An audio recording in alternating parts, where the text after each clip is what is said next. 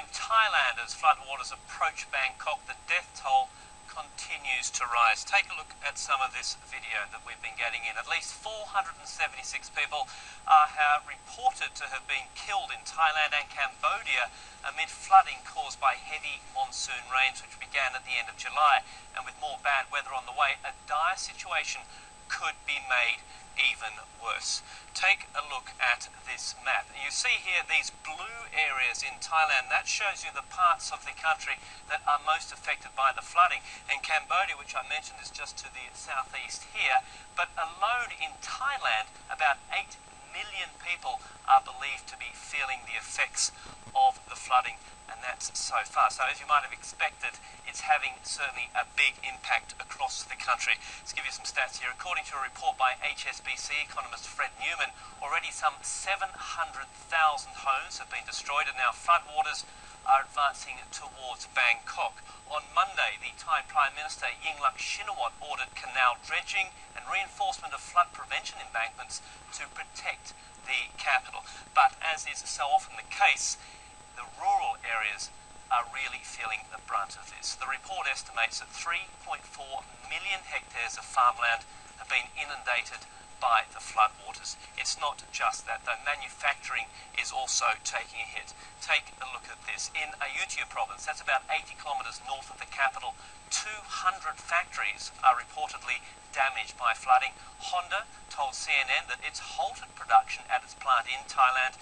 It did that on October the 4th, and that factory will stay closed until at least tomorrow. That's 8 days.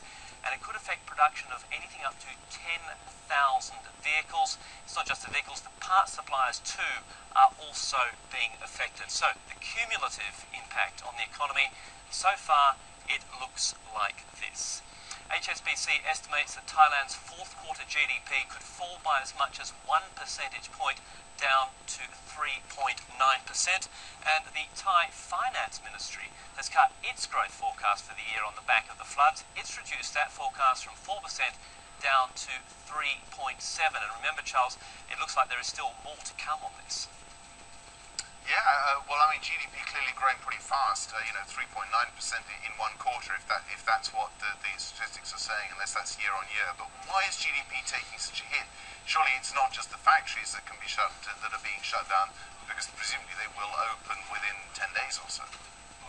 Yeah, you're absolutely right, Charles. It's not only the manufacturing sector that's taking a hit. The Thai farming industry is also taking a beating. Now, according to HSBC, about 1.5 million hectares of paddy fields have been destroyed, and another 1 million hectares are at risk. Now, Thailand is the world's biggest exporter of rice, so you can see why that might hurt the country's GDP, not to mention the farmers themselves. So take a look at this chart. This gives you a very good idea of just how much production is going on. These are the top 10 rice exporters in the world, according to HSBC. And as you can see, the top 5, they include Pakistan, the US, India, and Vietnam. But quite some distance ahead is Thailand. The US Department of Agriculture says that Thailand exported about 10 million metric tons of rice in 2010, but according to HSBC's latest figures, the country has slashed its harvest forecast by 16% from 25 million tons down to 21